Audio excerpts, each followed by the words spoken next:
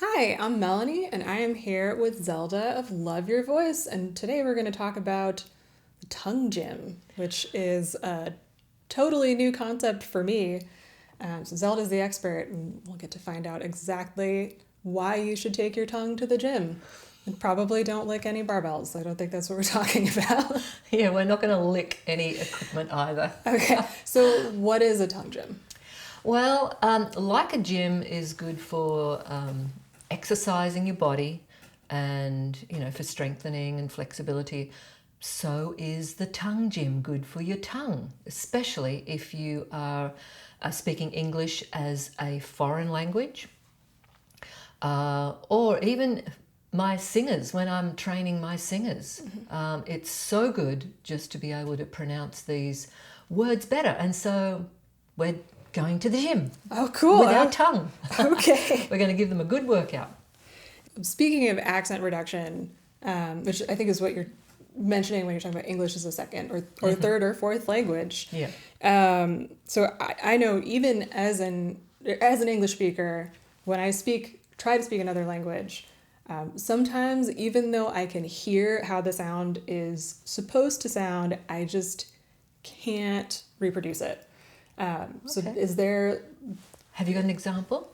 uh, maybe not one that I can say, but I got to visit Norway recently, Oh, okay. and Interesting. some of the vowel sounds were really different, and it was very hard. We wound up like very awkwardly, me and a couple other people at a cafe, just like trying to say the same word over and over again while the Norwegian waitress kind of laughed at us very politely. Yeah. But it was hard. Like we never quite got it. So is there a reason for that? Well, it's a great experience that you just had of hearing sounds that aren't part of your the language that you were brought up with, which is like the mother tongue. Yeah. Right. So, hey, mother tongue, we're going to take the mother tongue to the tongue gym. Yes. All right. So, yeah, 15 minutes is probably not quite enough time to be able to perfect this language, but they can be perfected. So, this is what the tongue gym is all about. We could hear it and we can think, okay, it's not sounding right. So we're monitoring our skill, our performance, and we're still seeing a skill gap. But what we're going to be able to do is shorten that skill gap because we're going to take our tongue to the gym and we're going to be able to make all of those really subtle little nuanced sounds that you hear in different languages. And particularly what we're talking about now is people from other languages foreign to English wanting to actually speak English. So similar to how I bumped into that vowel sound that Yeah, maybe only exists in Norwegian or definitely doesn't exist in English, yeah. are there English sounds that don't show up in other languages that people find particularly challenging? Well, there are some sounds, and I just did a little bit of a Google search just to make sure I had my facts right, that are uncommon. They're uncommon in other languages, but they do exist. So, for example, there's the R sound, which are uncommon to quite a few languages, and there's also the TH sound, which is only appears in 7% of the languages. Wow. Yeah, so if you're not speaking part of those 7%, and some of these languages, I think it is Bulgarian and European Spanish, where when they say Barcelona, right? Yeah. Now, that is different to how South American Spanish, like Latino, they don't speak that TH sound. So, and there's also another sound which is the H sound, so the very soft H. So these quiet sounds that have been that aren't part of other languages, that's where the person who is wanting to speak English, British English, Australian English, or American English, we might as well say Canadian English as well, yeah, that they are going to have an issue. They'll need more than 15 minutes trying to practice this particular sound. That makes sense. Yeah. And so why is exercising your tongue so helpful for these sounds? When we're speaking, we're not really thinking about what our mouths are doing. I don't think I've ever really paid attention to my tongue. Is it really doing that much? It is doing so much. So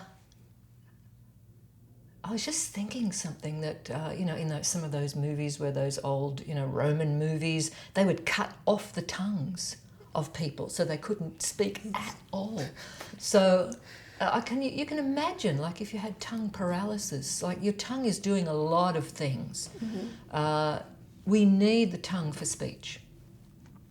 So it's habit as well. So the mother tongue, the tongue that we were brought up with, and we learn to speak by imitation. So we're learning to speak with the sounds around us. So when our mum and our dad and our siblings are,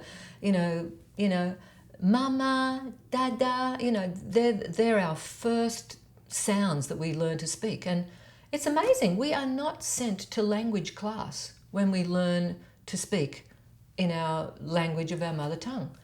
We speak most of the words before we even go to school. A large percentage of words we already know how to speak. So it's just something that you hear, something that you practice for more than 15 minutes. And so this is what the tongue is all about. We're learning now to retrain that tongue to speak these different sounds that weren't part of our mother language. So it's just getting a new habit. That makes a lot of sense. Yeah. Good. So can we see some of these exercises? I did get to create the graphics for this, and I'll admit I was reading the descriptions and I was like, I should have asked her to do these first. You should have. I'd never think of my tongue this way. So would you like to show us a couple? Yeah. Now, when you're actually doing these tongue exercises, it's really good. I bought a little hand mirror for you as well. I'm going to be doing all the tongue exercises, so you don't have to do it, Melanie. I will do all of these, but if you're doing these on your own, at home or wherever, just get yourself a little hand mirror. If you're looking into a computer, that's okay, because you can actually see yourself. What is it? iMovie or something, or anyway. You can, if you're on a call, a Zoom call or something, you can actually see your mouth moving a lot. All right, so now we have got these hand mirrors. Which one? Take me through the tongue gym, because I sent you all of the instructions. So there's two sorts, right? Yes. There's the external ones, and then there's the internal ones. Now the hand mirror is good for both. Okay. One that we did talk about, because I had such a hard time understanding it, I had a hard time doing it, surprisingly, as an English speaker, was the tongue drawback. The retroflex. For the R. Ooh. That's how we make our R sounds, with the retroflex. Interesting. Okay, Americans would say retroflex.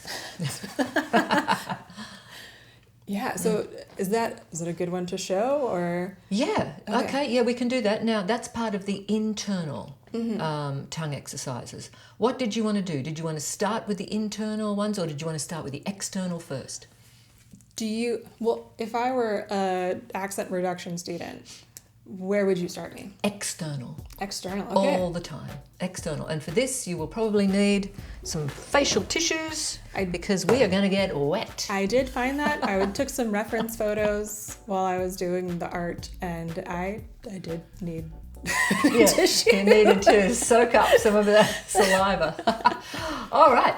So now, we are going to do the external tongue exercises. Now it starts with sticking the tongue out as far as you possibly can, right out in front of you. And I like to think of this as, like when you go to one of those little kids' parties and they've got those, those little things that go right out. That's how I like to think of the tongue. All right. So I'm going to stick it out as far as you can until you can really feel that muscle stretch. All right, here we go. And hold it for 5. All right, I'm going to do it face on. It's funny, in Maori culture, which is the New Zealand culture, they use their tongue a lot in their dances, because that's part of a warrior sort of a move. Yeah, part of the warrior move. All right, so we're going to do that again for 5. And so we're going to do a set of 5 of these. So here we go. That's 1. That's 2. That's 3. That's 4. That's 5. All right. And I can really feel already, I can start to feel some muscles really working. All right. So that is the tongue straight out. Then we've got the tongue lift. So we're going to lift that up towards the nose. Now I can't touch my nose with my tongue. Some people can. But I'm going to take it up as far as I possibly can. All right, so here we go. And we're going to lift this up, hold it for five beats. 1, 2, 3, 4, 5. You have to have a giggle. Yeah. Now we've got the tongue drop, and it's going to drop down towards the chin. Again, my tongue can't go right down towards the chin. I do see on my morning walks, I see some of these dogs and they've got their tongue that just flaps right down. My friend has a dog like that. She drew a beautiful portrait of the dog, and if you didn't know the dog, you'd be like, she's really exaggerated that tongue. And then you meet Bernice. And the tongue just scrapes on the ground. oh, yeah. So we're going to do the tongue drop, and we're going to go right down towards the chin. Hold that for 5 beats.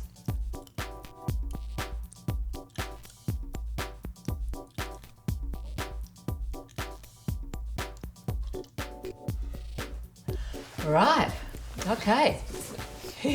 We haven't finished with the externals.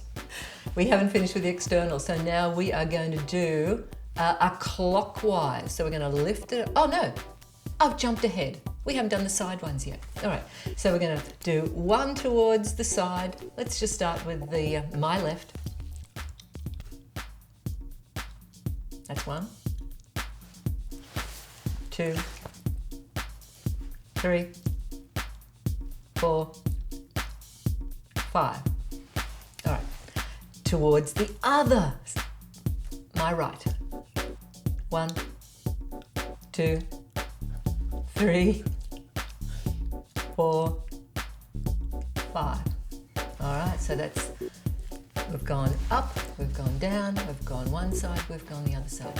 And now we are going to do a clockwise. We're going to start lifting it, go to the side, dropping it, and then go to the other side. We're going to do that for 5 times, okay? Now this is a coordination feast. This was pretty hard. It is hard. This is another one I needed a photo of, and I was like, do I speak English correctly? I'm not getting this. Well, this is what happens when you go to the tongue gym. You see, your tongue gets more controllable. All right, so here we go. We're going to lift it up towards the nose first. That's 1 set. That's 2 sets. That's 3 sets. That's 4. That's 5. Hey, I did that pretty good, didn't I? You did. It's kind of like a cartoon character licking like jelly off their lips or something. I think I've seen Yogi Bear do this. Right, but we have not finished yet, so we've kept our little facial tissue out because now we're going to do anti-clockwise, and this usually gets everyone, me included, with all my students when we do the anti-clockwise, because the tongue just wants to do its own thing. All right, so here we go. Anti-clockwise, starting with up towards the nose. 1, 2, 3, 4, 5. You can't help but laugh. You cannot help but laugh. And that's why you need the facial tissue straight afterwards, because, yeah, you do get very wet doing those. But that's the external tongue exercise. And, let me just pop that in my... Right, so they're the external ones. Now we're going to do the internal ones. Okay. And the internal ones they're just not going to stick the tongue out as far, although we are going to sort of protrude it out past our teeth. But it's going to be kind of contained inside our mouth, all right? Mm-hmm. All right, so now the first one, we're just going to lift, we're going to do a tongue curl, and we're going to lift it up, and we're going to make that tongue go as high as we can over our top row of teeth. All right, here we go. And hold it for 5. And again. And again. And again. And again. Ah! All right, so that's the tongue lift. Now we're going to do the tongue drop. We're going to drop it and curl it over the bottom row of teeth towards the front of the mouth.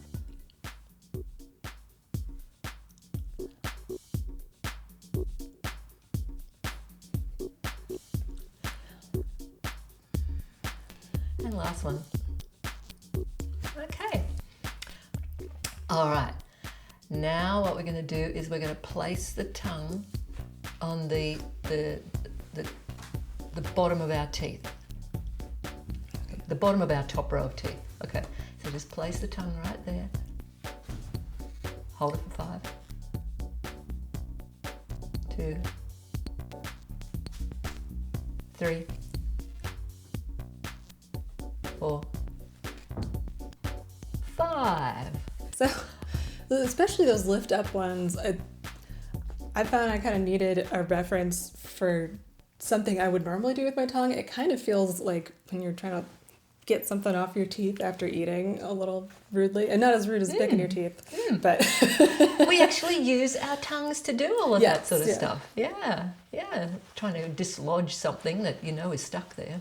Yeah. And are there specific sounds associated with these movements in particular, or is this just generally getting the tongue in shape?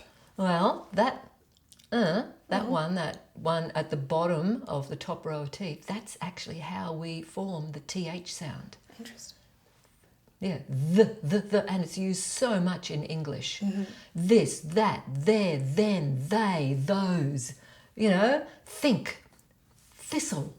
Yeah, thought. Wow. Yeah, father, mother, sister, brother. Yeah, it's all over English. So we use that TH sound a lot. So there's 2 sorts. There's the voiced and the unvoiced. Okay. So that's perfect. Okay. So a lot of people who are speaking English as a foreign language, they'll get as far as the d. So the dis and dat, or tink, I tink. Yeah, so they'll only make the T sound. They won't put it through the teeth. So actually, yeah. Okay, cool. And we're going to lift it now. So we're going to go to the alveolar ridge. Is that how you pronounce it? The alveolar. I think so. It was a new word for me. I had to look that up. Never heard it before. So it's the part that is just behind the top row of teeth. It's actually where the top row of teeth are sort of anchored in to that part of the body. So I won't use any more anatomical sounds or words. But that ridge, so feel that ridge with your tongue.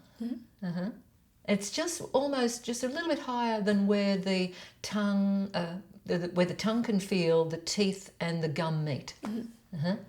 So that's the alveolar ridge, and you might even be able to feel some teeth roots there. Yeah. Okay. So that's where we make the L sounds, and the N's. So we're going to lift that tongue up there, and we're going to hold that for 5 seconds. 5. That's 2. That's 3. That's 4. That's 5. Good. Now we're going to lift it even further up. So we're going to go right up to, I like to call it the cathedral roof of our mouth. The roof of our mouth. Yeah. Also known as the hard palate. So we're going to go right up, lift it right up, up to the roof. That's 1. 2, we're holding it for 5 seconds. 3. 4. 5. Good. Can you feel that? Yeah. I don't normally exercise my tongue. This is like going to the gym for the first time in a month or something. And you don't even have to wear special gym clothes. Well, maybe a bit. But. Yeah. All right. So then the last one that we're going to use is we're going to go right back to the soft palate. And this is really good for that drawback one that you were talking about, the R sound. Yeah. So let's see if we can just get that tongue right back to the soft palate. All right, so here we go. 1, 2, and if you're using your hand mirror, you can really see what's going on. 3, 4, 5. All right, so that is a pretty difficult sound for quite a lot of people. Yeah, that R. Yeah, I've got one Brazilian student at the moment, and he's having a hard time getting that sound.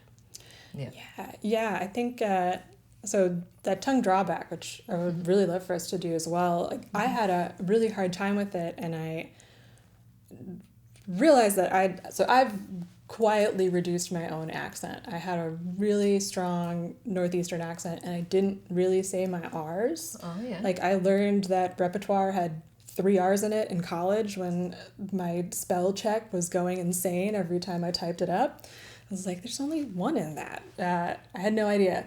So I think even if you're an English speaker, especially in the US, we have such a variety of accents.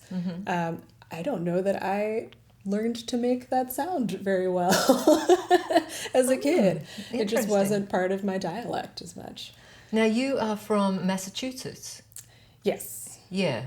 So you've heard of the Boston, very similar to speaking like Australians, where we drop the R.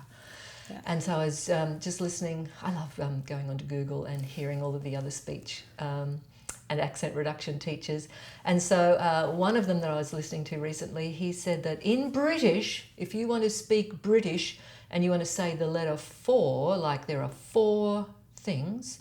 Now in American English, you would go 4.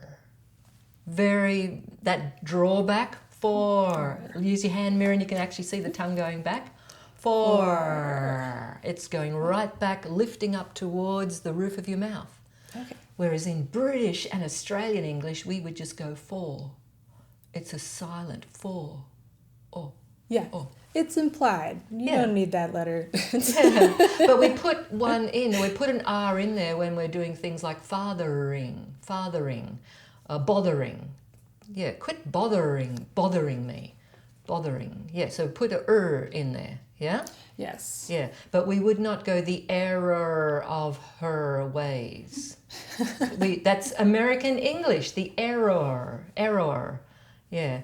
And it's funny, we'll hear one of our favourite, me and hubby, one of our favourite artists is Tom Waits, and he will be singing a song about a mirror. So we call it a mirror in Australian. Mirror. M-I-R-R-A-H, mirror. But in Australia, in US English, it's mirror. There's no O before the R. It's a very mirror. Yes, I think I'd probably do the same thing. Also, draw instead of drawer. Drawer, yeah. Yeah. Draw. Yeah, I got a lot of flack for how I said mirror in college because a lot of my classmates were not from New England and had very different accents. Yeah. It's fun accents are amazing. Yeah. It's wonderful to be able to speak a language very fluently, and I recognize that this can help a lot. But accents are beautiful and delightful, and it's really interesting to see how they differ even just in the US, state to state. Absolutely. So in wrapping up, I hope you enjoyed the tongue gym. Yes. I hope you enjoyed the tongue gym too. They are so good, not just for speakers who are trying to improve their pronunciation for career purposes. I've got a lot of students who that's why they want to do it. They want to better their career prospects, and so they come to accent reduction classes and we give them the tongue gym. So you can do it at home too. It's great for singers also, and and I've even noticed that it's even helped me as a speaker. Yeah. Yeah. I mean, even if I mean, we've mentioned English is my native language, and some of this was really challenging for me and made me kind of re-examine how I pronounce things Yeah. and what I might have learned differently as a kid just due to where I grew up. Yeah, you can always learn. So is there anything else that you wanted to ask about the tongue gym before we finished? No, I think maybe just that nobody zooms in on my face during this video when it gets edited. A hand mirror and a box of facial tissues. Yes. Are necessary, especially for the external ones. Yeah. But yeah, I'd just like to encourage you to keep going to the tongue gym, and you will find if you're trying to speak English as a foreign language, this will help you so much to be able to pronounce those tricky words, the THs and the Rs, and even those L sounds as well. So, to do the lifts and the drawbacks, it'll help you so much. So, yeah, thank you for watching. Thank you for interviewing. Thank you for being here and explaining why I shouldn't be licking gym equipment. It's not the tongue. That's not the tongue gym. Now I know. No licking. All right. Bye. Love you, boys.